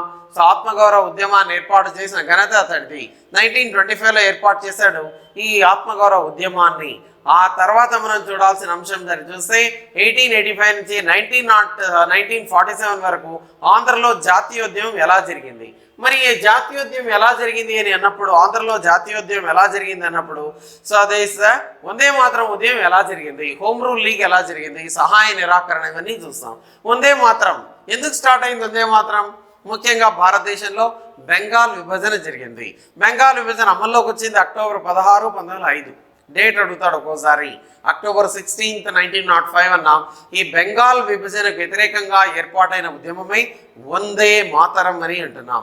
ఈ వందే మాతరం ఉద్యమం అనేది అక్కడే ఇది కాలేదు, మొత్తం అన్ని చోట్ల వ్యాపించింది. అలా ఆంధ్రదేశానికి కూడా రావడం జరిగింది. ఆంధ్రదేశాన్ని సందర్శించినటువంటి అతివాద నాయకుడు బిపిన్ చంద్రపాల్. బిపిన్ చంద్రపాల్ ఆంధ్ర రాజ్యానికి రమ్మని, ఆంధ్రదేశానికి రమ్మని ఆహ్వానించింది ముట్నూరి కృష్ణారావు. ముట్నూరి కృష్ణారావు ఆహ్వానించడం జరిగింది. సో కృష్ణాపత్రిక సంపాదకుడు. కృష్ణాపత్రికను ఏర్పాటు చేసింది దేశభక్త కొండా వెంకటప్పయ్య. ఇలా మరి బిపిన్ చంద్రపాల్ సో పర్యటన సందర్భంగా ఆంధ్రదేశంలో వందే మాత్రం ఉద్యమం పెద్ద ఎత్తున జరిగినట్లుగా తెలుస్తుంది అని చెప్పేసి అన్నాం. సో ఈ ఉద్యమం అనేది వందే మాత్రం ఉద్యమం అనేది పెద్ద ఎత్తున జరిగిందన్నాం. 1907లో వచ్చాడు ఇతను. ఇతని ఉపన్యాసాలన్నింటినీ తెలుగులో అనువదించినది చిలకమర్తి లక్ష్మీ నరసింహం. చిలకమర్తి లక్ష్మీ నరసింహం పాడినటువంటి ఒక గేయం కూడా ప్రజల్ని ఎంతగానో ఆకట్టుకున్నట్లుగా తెలుస్తుంది. భరతఖండంబు చక్కని పాడియావు, హిందువులు లేగదూడలై ఎచ్చుచుండ, తెల్లవారను గడుసరి గొల్లవారు పితుకుచున్నారు మూతులు బియ్యగట్టి అని చెప్పేసి ఆయన పాడిన గేయం కూడా చాలా అద్భుతంగా ప్రజలను ఆకట్టుకున్నట్లుగా తెలుస్తుందన్నాం. అలా సో ఈ హోమ్ రూల్ లీగ్ అనేది 1916లో చూస్తాం. వందే మాత్రం 1907లో జరిగినవి, 1909లో జరిగిన అంశాలు. సహాయ నిరాకరణ ఉద్యమం 1920, చీరాల పేరాల పన్నుల నిరాకరణ. ఓకే, దుగ్గిరాల గోపాలకృష్ణ ఆంధ్రరత్న అని పేరు అని చెప్పేసి అన్నాం. ఆంధ్రరత్నగా పేరుగాంచినటువంటి ఈ దుగ్గిరాల గోపాలకృష్ణయ్య ప్రారంభించింది సో ఈ చీరాల పేరాల పన్నుల ఎగవేత ఉద్యమము అని చెప్పేసి అన్నాం. పన్నుల ఎగవేత ఉద్యమం ఇతను ఏర్పాటు చేసిన ఆర్గనైజేషన్ మరి చూసినట్లయితే రామదండు. ఈ రామదండు అనే దాన్ని ఏర్పాటు చేసుకొని ఈ దుగ్గిరాల గోపాలకృష్ణయ్య అంతా చేసిన ఘనత అని చెప్పేసి తెలుస్తుంది. సో చీరాల పేరాల వనవాసం అనేది రాస్తుంది పిసుపాటి నారాయణ శాస్త్రి రాయడం జరిగింది. రైట్, అలా దెన్ పల్నాడు పుల్లరి సత్యాగ్రహ కన్నేగంటి హనుమంతు ప్రవేశపెట్టింది పుల్లరికి వ్యతిరేకంగా. Pedanandipadu no tax campaign. ఈ Pedanandipadu no tax campaign Parvataneni Veeraiah Chowdary, Andhra శివాజీగా పేరుగాంచిన వాడు పర్వతనేని వీరయ్య చౌదరి అన్నాం. ఇక రంపారె బిలియన్ అల్లూరి సీతారామరాజు. అల్లూరి సీతారామరాజు ప్రవేశపెట్టిన యుద్ధ పద్ధతి ఏది అంటే మిరపటప. మిరపటప అనే దాన్ని ప్రవేశపెట్టినట్లుగా శివాజీ ప్రవేశపెట్టింది గెరిల్లా వార్ఫేర్ అయితే ఇక్కడ అల్లూరి సీతారామరాజు మరి చూసినట్లయితే మిరపటప్ప అని చెప్పేసి అన్నాం. అల్లూరి సీతారామరాజు గురించి అన్ని అంశాలన్నీ చూడాలి. ఓకే, శ్రీరామ విజయనగరం అని చెప్పేసి అన్నాం. ఆశ్రమాన్ని ఏర్పాటు చేసుకొని బ్రిటిష్ వారికి వ్యతిరేకంగా ముఖ్యంగా బ్రిటిష్ అధికారి బాస్టియన్ అతని యొక్క సహాయకుడు సంతానం పిళ్ళై వీళ్ళ ఆగడాలు ఎక్కువైపోయాయి. దీంతో తర్వాత 1919లో జరిగినటువంటి సంఘటన జలియన్ వాలా బాగ్ సంఘటన ఇతని హృదయాన్ని కదిలించి వేసింది. బ్రిటిష్ వారిని ఎలాగైనా ఎదుర్కోవాలని చెప్పేసి చిట్టగాంగ్ వెళ్ళి అక్కడ విప్లవ విధానాలన్నీ తెలుసుకొని ఆంధ్ర ప్రాంతంలో విప్లవ బాట పట్టిన వాడు అల్లూరి సీతారామరాజు అని చెప్పేసి అన్నాం. చివరి 1924లో కాల్చి చంపారు. మే 7వ తేదీన మేజర్ గుడాల్ ఇతన్ని కాల్చి చంపినట్లుగా తెలుస్తుంది కొయ్యూరు వద్ద. ఒక ముద్దు బిడ్డను భరతమాత కోల్పోయిందని మహాత్మా గాంధీ తన యంగ్ ఇండియా పత్రికలో పేర్కొన్నాడు. అల్లూరి సీతారామరాజు మరణం గురించి అని చెప్పేసి అన్నాం. ఇలా others one of the important areas మరి చూడాల్సి ఉంటుంది. తర్వాత మరి చూస్తే రంపారి బిలియన్ అయిన తర్వాత ఆంధ్రలో ఉప్పు సత్యాగ్రహం, అదే రకంగా ఆంధ్రలో క్విట్ ఇండియా ఉద్యమం, ఇవన్నీ కూడా ఒక్కొక్కటే మనం అన్ని టాపిక్స్ చాలా జాగ్రత్తగా చూడాలి, ఎందుకంటే ప్రతి ఇది కూడా ఇంపార్టెంటే. సో అదే ఆంధ్రలో ఉప్పు సత్యాగ్రహం అన్నాం. ఓకే, ఆంధ్రలో ఉప్పు సత్యాగ్రహంగా మరి చూస్తే ఎక్కడ స్టార్ట్ చేశారు? ఏప్రిల్ 6వ తేదీన ఉప్పును ఎక్కడ తయారు చేశారు? మచిలీపట్నంలో తయారు చేశారు. ఉప్పును ఎక్కడ తయారు చేశారంటే మచిలీపట్నం. ఏప్రిల్ 6, 1930 ఆంధ్రదేశంలో ఉప్పు సత్యాగ్రహానికి డిక్టేటర్గా మహాత్మా గాంధీ చేత నియమించబడిన వ్యక్తి ఎవరు? దేశభక్త కొండా వెంకటప్పయ్య. ఎవరు? దేశభక్త కొండా వెంకటప్పయ్య. ఓకే, దక్షిణ భారత దండి అని దేనికి పేరు? సీతానగరం. సీతానగరంలో ఉప్పు సత్యాగ్రహాన్ని ప్రారంభించింది ఎవరు? బ్రహ్మజోసుల సుబ్రహ్మణ్యం. బ్రహ్మజోసుల సుబ్రహ్మణ్యంను కొట్టిన పోలీస్ అధికారి ముస్తఫా అలీ, ఇండియన్ పోలీస్ ముస్తఫా అలీని చంపాలని ప్రయత్నం చేసిన నాయకుడు. సో అదే ప్రతివాద భయంకర చర్యల మనం అన్ని అంశాలు కూడా జాగ్రత్తగా చూడడం జరుగుతుంది. తర్వాత ఆంధ్రలో క్విట్ ఇండియా ఉద్యమం 1942. క్విట్ ఇండియా ఉద్యమం అనేది దేశవ్యాప్తంగా జరిగినట్లుగా తెలుస్తున్నాం. ఈ క్విట్ ఇండియా ఉద్యమం అనేది ఆంధ్రలో కూడా అద్భుతంగా జరిగింది. కర్నూలు సర్కులర్ అనేది బాగా వ్యాప్తి చేశారు. ఈ అన్ని అంశాలు చూస్తాం. ఆంధ్రలో సోషలిస్టులు, కమ్యూనిస్టులు. సోషలిస్ట్ పార్టీ ఏర్పాటు చేసింది మరి చూస్తే NG Ranga, Gogineni Ranganayakulu. Short name ఏం పెట్టుకున్నాడు? ఎన్జి రంగా అని పెట్టుకున్నాడు. న్యూస్ పేపర్స్ చాలా ఇంపార్టెంట్. న్యూస్ పేపర్స్, బుక్స్ కూడా ఇంపార్టెంట్. న్యూస్ పేపర్స్ మరి చూస్తే చిత్రగుప్త, వాహిని, ప్రజాబంధు అనే న్యూస్ పేపర్స్ని ప్రవేశపెట్టిన వాడు ఈ ఆంధ్రలో సోషలిస్ట్ పార్టీ ఏర్పాటు చేసిన ఎన్జి. కమ్యూనిస్ట్ పాత్రాన కమ్యూనిస్ట్ పార్టీ కూడా ఏర్పాటు చేశారు. ఓకే, సో అది చంద్రరాజేశ్వరరావు, పుచ్చలపల్లి సుందరయ్య. సో అది వీళ్ళంతా కలిసి ఏర్పాటు చేసింది దేశ్ కమ్యూనిస్ట్ పార్టీ అన్నాం. కానీ దీనిపైన బ్యాన్ విధించడం జరిగింది. అందువల్ల వీళ్ళంతా మళ్ళీ కమ్యూనిస్ట్లోకే వెళ్ళారు. ఇక జమీందారీ వ్యతిరేక ఉద్యమాలను. ఆనాడు జమీందారుల ఆగడాలు ఎక్కువైపోయాయి. రోజు రోజుకు జమీందారులు, ఒక్కొక్క జమీందారు 500 ఎకరాలు, 1000 ఎకరాలు, 1500 ఎకరాల భూములను సంపాదించుకొని వీళ్ళ ఆగడాలు రోజు రోజుకు పెరిగిపోవడం అనేది జరిగింది. అందువల్ల వచ్చినవే యాంటీ జమీందారీ మూమెంట్స్ అని అన్నాం. జమీందారీ వ్యతిరేక, అందులో మునగాల, వెంకటగిరి, కాళీపట్నం అన్ని యాంటీ జమీందారీ మూమెంట్స్ ఏమేమైతే జరిగాయో అన్ని యాంటీ జమీందారీ మూమెంట్స్ అన్ని కూడా మనం చూడడం అనేది జరుగుతుంది అని చెప్పేసి అన్నాం. ఇక తర్వాత జాతీయవాద కవిత్వం ఏ రకంగా అభివృద్ధి చెందింది? విప్లవాత్మక సాహిత్యం, నాటక సంస్థలు. ఓకే, సో మహిళల భాగస్వామ్యం ఏ రకంగా ఉంది? ఈ అంశాలన్నీ కూడా చూస్తామంటే ఇందులో పత్రికల పాత్ర ఎలా ఉంది? సో జాతీయవాద కవిత్వం, బుక్స్ ఏమున్నాయి, న్యూస్ పేపర్స్ ఏమున్నాయి, ఈ అంశాలన్నీ కూడా అందులో చూడడం అనేది జరుగుతుంది. మహిళల భాగస్వామ్యం కూడా అని చెప్పేసి అన్నాం. ఈ మహిళలు కూడా సో అనేక మంది పాల్గొనడం జరిగింది అని చెప్పేసి తెలుస్తుంది. ఇలా so that's one of the important areas అని చెప్పేసి అన్నాం. మీక చూసినట్లయితే 4th చాప్టర్లో మనం చూస్తే, సో 4th చాప్టర్లో ఎక్కడి నుంచి ఇది ఆంధ్ర మహాసభలు అని చెప్పేసి అంటున్నాం. ఈ ఆంధ్ర మహాసభల దగ్గర నుంచి అన్ని కూడా మనం చూడడం అనేది జరుగుతుంది. ఆంధ్ర మహాసభలు ఇప్పుడు స్టార్ట్ అయ్యాయి. ఆంధ్ర మహాసభలు 1913లో స్టార్ట్ అయ్యాయి. కానీ అంతకుముందే 1912లోనే నిడదవోలులో ఒక సమావేశాన్ని ఏర్పాటు చేసి ప్రత్యేక ఆంధ్ర రాష్ట్రం ఏర్పడాలంటే మనం ప్రతి సంవత్సరం ఆంధ్ర మహాసభలు నిర్వహించాలి. నిర్వహించి దాంట్లో చర్చించాలి. ఎందుకంటే వ్యవసాయ పరంగా కానీ, విద్యాపరంగా కానీ, వైద్యపరంగా కానీ, లేదా పరిశ్రమల పరంగా కానీ ఆంధ్ర ప్రాంతం వెనుకబాటుతనానికి గురవుతుంది. మద్రాసు మాత్రమే అభివృద్ధి చెందుతూ ఉంది. మద్రాసులే అన్ని ఉద్యోగాలు పొందుతున్నారు. ఆంధ్రులకు ఉద్యోగ అవకాశాలు లేకుండా పోతున్నాయి. అదేవిధంగా మరి సో అగ్రికల్చర్ కానీ, ఎడ్యుకేషన్ కానీ, ఇండస్ట్రీస్ కానీ, లేదా మెడికల్ సైన్సెస్ కానీ ఏది చూసినప్పటికీ కూడా అక్కడి ప్రాంత వాసులే అభివృద్ధి చెందుతున్నారు కానీ ఆంధ్రులకు ప్రాధాన్యత లేదు. అందుకే సో ప్రత్యేక ఆంధ్ర రాష్ట్రం ఏర్పడాలి అనే ఉద్దేశంతో జరిగినవే ఈ ఆంధ్ర మహాసభలు. 1913 బాపట్ల, 1914 విజయవాడ, 1915 విశాఖపట్నం, 1916 కాకినాడ, 1917 నెల్లూరు. ఇలా 29 మహాసభలు జరిగాయి. మొత్తం ఎన్ని మహాసభలు? 29 మహాసభలు ఉన్నాయి. We are going to see all those important మహాసభాస్ అని చెప్పేసి అన్నాం.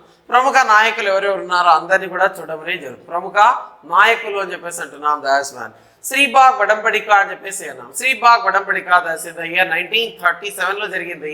ఈ శ్రీబాగ్ ఒప్పందము వడంబడిక. దేశోద్ధారక కాశీనాథ్ నాగేశ్వర ఇంటి పేరు శ్రీబాగ్ మద్రాసులో. అతని ఇంట్లో రాయలసీమ, ఆంధ్ర నాయకులు హాజరయ్యారు కాబట్టి దానికి శ్రీబాగ్ వడంబడిక అని పేరు రావడం జరిగింది. తర్వాత స్వాతంత్ర్యం అనేది భారతదేశానికి వచ్చింది, ప్రత్యేక రాష్ట్రం మాత్రం ఏర్పడలేదు. దీనికోసం 1948 ఏర్పడింది ధార్ కమిషన్ అన్నాం. ఈ ధార్ కమిషన్ అధ్యక్షుడు ఎస్కే ధార్, పన్నాలాల్, జగత్ నారాయణ లాల్, బిసి భాంజర్ వీళ్ళంతా అందులో సభ్యులు. అది ఇచ్చిన విధానాలు. తర్వాత విభజన కమిటీ ఏర్పాటైంది మద్రాసులో అని అన్నాం. అయితే విభజన కమిటీ తర్వాత టంగుటూరి ప్రకాశం పంతులు ఎప్పుడైతే బయటికి రావడం జరిగిందో విభజన కమిటీ రద్దయింది. తర్వాత JVP committee Jawaharlal Nehru, Vallabhbhai Patel, Pattabhi Sitaramayya, that's 1949లో వేశారు. చైనాస్ ఆఫ్ దేశ్ ప్రత్యేక రాష్ట్రం ఏర్పడలేదు. ఆ తర్వాత 1950లో భారతదేశం గణతంత్ర రాజ్యమైంది. మరి ప్రత్యేక ఆంధ్ర రాష్ట్రం ఏర్పడిందా? ఏర్పడలేదు. గుంటూరులో ఆమరణ నిరాహార దీక్ష చేసిన వాడు గొల్లపూడి సీతారామ శాస్త్రి, స్వామి సీతారాంగా పేరుగాంచాడు. మరి కళ్ళు మానండోయ్ కళ్ళు తెరవండోయ్ నినాదం ఎవరిదంటే ఇతందే. ఇక పొట్టి శ్రీరాముల ఆత్మార్పణ అని చెప్పేసి అన్నాం. ఈయన పొట్టి శ్రీరాములు ఇక చూసినట్లయితే సో దీనికోసం ఏదో చేయాలనే ఆలోచన అనేది రావడం జరిగింది. సో వీళ్ళు ఒరిజినల్గా నెల్లూరు ప్రాంతానికి చెందినవారు అని చెప్పేసి అన్న. పొట్టి శ్రీరాముల తల్లిదండ్రులు నెల్లూరు ప్రాంతానికి చెందిన వాళ్ళని చెప్పేసి తెలుస్తుంది. మరి నెల్లూరు నుంచి మద్రాసుకు మైగ్రేట్ అయ్యారు. అలా ఇంజనీరింగ్ విద్యను పూర్తి చేసి రైల్వేలో పనిచేసిన వాడు ఈ పొట్టి శ్రీరాములు అని చెప్పేసి తెలుస్తుంది. ఇటువంటి సందర్భంలో ఈ పొట్టి శ్రీరాములు మరి చూస్తే చిన్న వయసులోనే భార్య చనిపోయింది. సబర్మతి ఆశ్రమాన్ని చేరినవాడు పొట్టి శ్రీరాములు. అలా గాంధీతో ఉండి అనేక ఉద్యమాల్లో పాల్గొనడం, తర్వాత ప్రత్యేక ఆంధ్ర రాష్ట్రం కోసం ఆమరణ నిరాహార దీక్ష 1952 అక్టోబర్ 19 టు డిసెంబర్ 15. ఎప్పుడైతే డిసెంబర్ 15వ తేదీన మరణించాడో ఇటువంటి సందర్భంలో అలజడులు ఎక్కువగా జరిగాయి. దీంతో 7 మంది చనిపోయారు. ఈ విషయం కేంద్ర ప్రభుత్వానికి తెలియడం, జవహర్లాల్ నెహ్రూ స్పందించడం, పార్లమెంటులో ప్రకటన చేయడం జరిగింది. డిసెంబర్ 19న ప్రత్యేక ఆంధ్ర రాష్ట్రాన్ని త్వరలో ఏర్పాటు చేస్తాం అని మాట ఇచ్చిన వాడు జవహర్లాల్ నెహ్రూ అని చెప్పేసి అన్నాం. ఈ పరంగా ఈ కమిషన్ ఏర్పాటు చేసి justice Kailasanatha Wanchoo commission, that is February 7th, 1953. దీన్ని ఎప్పుడు ఏర్పాటు చేశాడు? That's in the month of February 7th ఏర్పడినట్లుగా తెలుస్తుంది ఇది అని చెప్పేసి అన్నాం. So that's in the year February 7th ఏర్పడింది. సో దాట్స్ 1953 అని అంటున్నాం. 1953లో ఏర్పడినట్లుగా తెలుస్తుంది. This justice Kailasanatha Wanchoo commission. ఇది మరి ఎక్కడ దాకా తెలుగు భాష ఉంది, తెలుగు సంస్కృతి ఉంది, తెలుగు విధానాలు ఉన్నాయి అంతా చూడడం, తద్వారా మరి సబ్మిట్ చేయడం జరిగింది. విత్ ఇన్ 1 monthలో సబ్మిట్ చేసింది. దీని ప్రకారంగా ఏర్పడిందే ఆంధ్ర రాష్ట్రము అని చెప్పేసి అన్నాం. దట్స్ 1st October 1953లో సో ఆంధ్ర రాష్ట్రం అనేది ఏర్పడింది అన్నాం. ఆంధ్ర రాష్ట్రానికి మొదటి ముఖ్యమంత్రి ఆంధ్రకేసరి టంగుటూరి ప్రకాశం పంతులు, డిప్యూటీ ఉప ముఖ్యమంత్రి మరి చూస్తే నీలం సంజీవరెడ్డి, చందులాల్ మాధవ్ త్రివేది గవర్నర్ అని చెప్పేసి అని అన్నాం. నల్లపాటి వెంకటరామయ్య ఫస్ట్ స్పీకర్ అన్నాం. ఇలా ఇదంతా ఆంధ్ర ఉద్యమంలో పత్రికల పాత్ర. కృష్ణా పత్రిక ఏ రకంగా ఉంది, ఆంధ్రపత్రిక ఏ రకంగా ఉంది, ఆంధ్ర ప్రకాశిక ఎలా ఉంది, సో దేశ వైజయంతి పత్రిక, స్వరాజ్య పత్రిక, ఇలా పత్రికలు. స్వరాజ్య పత్రిక ఎవరిది అంటే Swarajya, that is the newspaper of Tanguturi Prakasam Pantulu అని అంటున్నాం. Tanguturi Andhrakesari Tanguturi Prakasam, P Anandacharyulu, Vyjayanthi newspaper. So Krishna Patrika Desabhakta కొండా వెంకటప్పయ్య, ఆంధ్రపత్రిక దేశోద్ధారక కాశీనాథ్ నాగేశ్వరరావు పంతులు. ఇలా ఈ పత్రికల పాత్ర ఏంటి అనేది so that we are going to see అని చెప్పేసి అన్నాం. ఇవన్నీ అంశాలన్నీ కూడా ఇందులో చూడడం అనేది జరుగుతుంది. ఆల్ దీస్ ఇంపార్టెంట్ ఏరియాస్ అని కూడా గ్రంథాలయ ఉద్యమం అని చెప్పేసి అన్నాం. సో ఆంధ్రలో జరిగినటువంటి దేశ్ లైబ్రరీ మూవ్మెంట్ అనేది that's also one of the important. Okay, so Mandina Adinarayana అనే అతని was the first one to start this library movement. ఈ లైబ్రరీ మూవ్మెంట్ ఆంధ్రలో ఏర్పాటు చేసిన ఫస్ట్ వ్యక్తి ఎవరన్నట్లయితే మందిన ఆదినారాయణ అని చెప్పేసి అన్నా ఫస్ట్ వన్.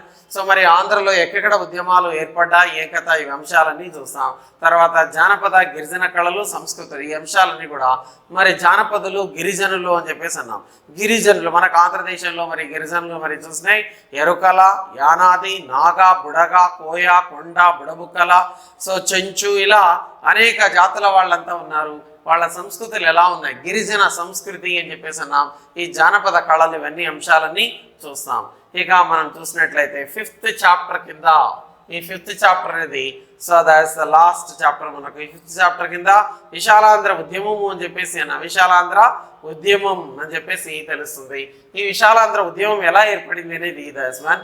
అంటే ప్రత్యేక ఆంధ్ర రాష్ట్రం కాకుండా ఇప్పుడు ప్రత్యేక ఆంధ్ర రాష్ట్రం ఏర్పడింది. ఏర్పడిన తర్వాత ఆంధ్ర, రాయలసీమ, తెలంగాణ ఈ 3 ప్రాంతాలు కలిసి విశాలాంధ్ర ఏర్పడాలని కోరడం జరిగింది. ఈ విశాలాంధ్ర ఉద్యమం అని చెప్పేసి అన్నాం. అందుకే విశాలాంధ్ర మహాసభలు ఏర్పాటు చేశారు. మొదటి విశాలాంధ్ర మహాసభ మరి చూసినట్లయితే వరంగల్లో జరిగినట్లుగా తెలుస్తుంది. రెండవ విశాలాంధ్ర మహాసభ హైదరాబాద్లో జరిగింది. ఇలా సో అది శ్రీశ్రీ అధ్యక్షత జరిగింది. సో రెండవది హైదరాబాద్లో, మొదటిది హయగ్రీవాచారి అధ్యక్షతన జరిగింది విశాలాంధ్ర మహాసభ అని చెప్పేసి అన్నాం. ఇక రాష్ట్ర పునర్విభజన సంఘం, రాష్ట్రాల పునర్విభజన సంఘం ఎస్ఆర్సి అంటున్నాం. That's in the year 1953, that is in December 22nd ఏర్పడింది దేశ్ ఎస్ఆర్సి అని చెప్పేసి అన్నాం. సో దేశ్ ఎస్ఆర్సికి ఫజల్ అలీ కమిషన్ అని పేరు. దీని అధ్యక్షుడు ఫజల్ అలీ అయినందున దీన్ని ఫజల్ అలీ కమిషన్ అన్నాం. ఇందులో హెచ్ఎన్ కుంజ్రు, హృదయనాథ్ కుంజ్రు, కేఎం ఫణికర్ అనే వాళ్ళు ఇందులో సభ్యులుగా ఉన్నట్లుగా తెలుస్తుంది అని చెప్పేసి అన్నాం. ఇలా so this all these important things they happened అని చెప్పేసి అన్నాం. సో దిస్ ఇదంతా. ఇక పెద్ద మనుషుల ఒప్పందం అని చెప్పేసి అన్నాం. దీని సిఫార్సులు 14 సిఫార్సులు ఉన్నాయి. సో దిస్ ఇదంతా అంటే ఈ రాష్ట్రాల పునర్విభజన సంఘం అని చెప్పేసి అన్నాం. ఇది అనేక అంశాలన్నీ కూడా చెప్పడం జరిగింది అన్నాం. పెద్ద మనుషుల ఒప్పందంలో 14 సూత్రాలు పేర్కొనడం జరిగింది. పెద్ద మనుషుల ఒప్పందం ఢిల్లీలో జరిగింది, హైదరాబాద్ అతిథి గృహంలో జరిగింది. తెలంగాణ నుంచి 4, ఆంధ్ర ప్రాంతం నుంచి, రాయలసీమ నుంచి 4 హాజరయ్యారు. ఇలా మరి పెద్ద మనుషుల ఒప్పందం అనేది February 20th, 1956 జరిగింది. ఈ జెంటల్మెన్ అగ్రిమెంట్ అని చెప్పేసి అన్నాం. దీంతో ఏర్పడింది ఆంధ్రప్రదేశ్. దాట్స్ 1956 November 1st ఆవిర్భవించింది ఆంధ్రప్రదేశ్. దేశంలోనే మొదటగా ఈ భాషా ప్రాతిపదికన ఏర్పడిన మొట్టమొదటి రాష్ట్రం ఆంధ్రప్రదేశ్ అని చెప్పేసి అంటున్నాం. So that's one of the important points. Okay, you have to remember Andhra Pradesh అవతరణ అని చెప్పేసి అంటున్నాం. That's one of the important areas that's happened. ఇక చూసినట్లయితే దేశ ఆంధ్రప్రదేశ్ రాష్ట్ర అవతరణ అని చెప్పేసి అన్నాం. So that's 1950. తర్వాత మనం 1956 నుండి 2014 వరకు జరిగిన అంశాలు ఏమైతే ఉన్నాయి, 1956లో జరిగిన అంశం సో ఆంధ్రప్రదేశ్ అవతరణ అయితే, 1958లో మండలి అయితే, అలా ఒక్కొక్క అంశాలు ఎన్ని చూస్తాం. ఇందులో ముఖ్యంగా జై తెలంగాణ మూమెంట్, జై ఆంధ్ర మూమెంట్ ఎలా జరిగింది, తెలుగుదేశం పార్టీ ఆవిర్భావం, అదే రకంగా చిన్న చిన్న పార్టీల ఆవిర్భావం, ఇవన్నీ. తర్వాత ఎప్పుడైతే ఉద్యమం ఎక్కువైందో శ్రీకృష్ణ కమిటీ పార్లమెంటులో సో దేశ్ ప్రత్యేక తెలంగాణ బిల్లు ప్రవేశపెట్టడం, ఇది సో లోక్సభలో 18వ తేదీన February 18వ తేదీన ఆమోదించడం, రాజ్యసభ దీన్ని 20వ తేదీ ఆమోదించడం, ఈ బిల్లును రాష్ట్రపతికి పంపిస్తే March 1వ తేదీన రాష్ట్రపతి సంతకం. ఇలా మరి రాష్ట్రం ఏమైపోయింది, ఆంధ్రప్రదేశ్ 2గా విడిపోయింది, తెలంగాణ ప్రత్యేక రాష్ట్రంగా ఏర్పడింది అని చెప్పేసి అన్నాం. దాట్స్ 2014. ఈ అంశాలన్నీ కూడా మరి మనం చూడడం అనేది జరుగుతుంది ఇందులో అని చెప్పేసి అన్నాం. ఇక చూసినట్లయితే ఏం బుక్స్ మనం చదవాల్సి ఉంది దీనికి. ఓకే, సో దీనికి 75 మార్కులు 70 మార్కులు మనం తెచ్చుకోవచ్చు క్లాసెస్ విన్నట్లయితే. ఏమైతే క్లాస్ మనం ఇక్కడ so each and every point కూడా ఇందులో చూడడం అనేది జరుగుతుంది, నొక్ అండ్ కార్నర్ కూడా ఇందులో చూడడం అనేది జరుగుతుంది. అందువల్ల this class is very important అని అంటుంది.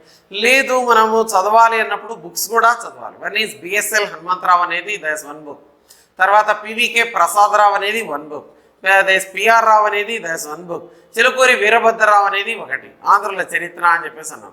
ఆంధ్రుల చరిత్ర సంస్కృతి ఖండవల్లి లక్ష్మీ రంజనం. ఓకే, సో ఇలా ఈ బుక్స్ అన్నీ కూడా ఉన్నాయి. ఈ అన్ని బుక్స్ చదవడం ఒకటే, మన క్లాస్ వినడం ఒకటే. ఎందుకంటే ఏ పుస్తకాల్లో ఏమైతే ఉందో అవన్నీ అంశాలన్నీ మనం చూడడం అనేది జరిగింది ఆల్రెడీ. అందువల్ల చాలా చక్కగా నీకు సో ఆ క్లాస్ విన్నట్లయితే so you can understand the things well. అదే కాకుండా నీకు ఇంకా ఏమైనా డౌట్స్ వస్తే చూడొచ్చు, బుక్స్ కూడా you can refer. PVK Prasadarao that is 1 book, PR Rao that is 1 book, BSL 1. లేదు ఏదన్నా 2 బుక్లన్నా చూడాలి. At least you have to go through 2 books. ఎందుకంటే అన్నీ చదవడం అంటే ఒక హిస్టరీకే సమయం అంతా కేటాయించినట్లయితే మిగతా సబ్జెక్ట్స్ ఎప్పుడు చదవాలి. అందువల్ల so that you have to remember. Okay, ఈ బుక్స్ పివికే ప్రసాదరావు, పిఆర్ రావు లేదా బిఎస్ఎల్ హనుమంతరావు ఏదో ఒకటి, ఈ 2 బుక్లు ఏమైనా చదవండి. ఇక చూసినట్లయితే సో ఫస్ట్ రీడింగ్ అనేది బాగా కొంచెం స్లోగా వెళ్ళాలి, సెకండ్ రీడింగ్లో ఇంకొంచెం ఫాస్ట్, థర్డ్ రీడింగ్లో ఇంకొంచెం ఫాస్ట్గా వెళ్ళి ఇంపార్టెంట్ పాయింట్స్ అన్ని అండర్లైన్ చేసుకొని అలా గుర్తుపెట్టుకోవడానికి ప్రయత్నం చేయాలి. మనం క్లాస్ చెప్పినప్పుడు కూడా ఇవన్నీ అంశాలని బోర్డు మీద అన్ని రాస్తాం మనం. ఓకే, ఇంపార్టెంట్ పాయింట్స్ అని బోర్డు మీద రాయడం జరుగుతుంది, అవి నీట్గా నోట్స్లో రాసుకోవడం, దాన్ని గుర్తుపెట్టుకోవడం, ఇదంతా చేసినట్లయితే మనకు మంచి నాలెడ్జ్ అనేది వస్తుంది. ఓకే, ఏది అవసరమో అది బాగా గుర్తుపెట్టుకోవాలి. అవసరమైనది మనకు అవసరం లేదు కానీ అవసరమైంది మాత్రం ఎక్కువగా గుర్తుపెట్టుకోవాలి.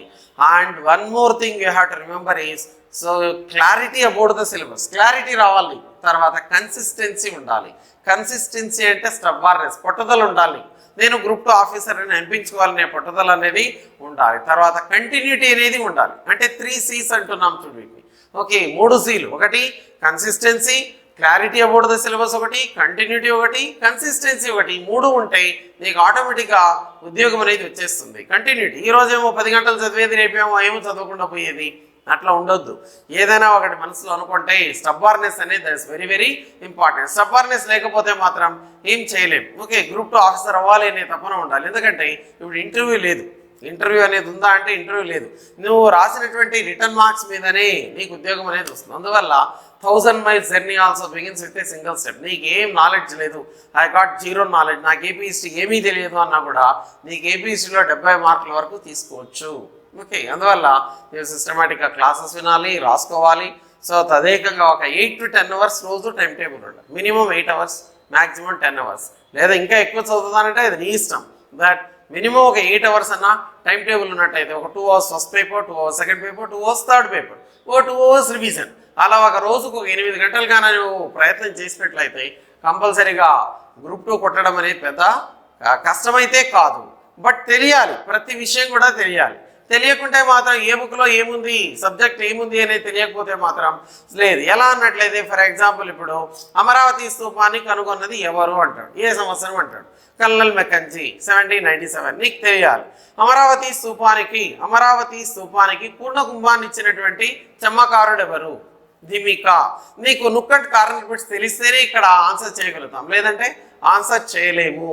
ఓకే, సతీ సహగమనం ఉందని, ఉరి శిక్ష ఉందని శాతవాహన కాలంలో తెలియజేసిన గ్రంథం ఏది అంటే హాలుడు రచించినటువంటి గాథా సప్తసతి. ఇలా తర్వాత ఇప్పుడు ప్యాటర్న్లో కూడా ఎలా ఉంది ఎగ్జామినేషన్ ప్యాటర్న్ అంటే డైరెక్ట్గా కాకుండా ఇండైరెక్ట్గా అడుగుతాడు. అంటే కొంచెం డిఫరెన్సెస్తో 1 and 2 కరెక్ట్ అంటాడు, 2, 3 కరెక్ట్ అంటాడు, లేదా ఆల్ కరెక్ట్ అంటాడు. ఇక్కడ అట్లా క్వశ్చన్స్, లేదా మ్యాథ్స్ ఆఫ్ ఫాలోయింగ్ ఎక్కువగా ఉంటాయి.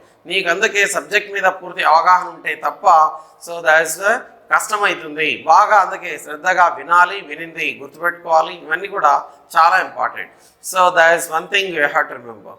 ఇలా మరి ప్రిపరేషన్ కన్నా ముందుకెళ్ళినట్లయితే సో నేను అన్నట్టు ఫస్ట్ పేపర్లో ఒక 125 మార్క్స్ తీసుకోవడానికి ప్రయత్నం చేయాలి, లేదు లీస్ట్ 120. సెకండ్ పేపర్లో లీస్ట్ అంటే సో 130. థర్డ్ పేపర్ లీస్ట్ అంటే 110. నీకు 360 మార్కులు అయితే పక్కాగా ఉద్యోగం అనేది 100% ఓపెన్ కేటగిరీలో వస్తుంది. All the best. Thank you very much.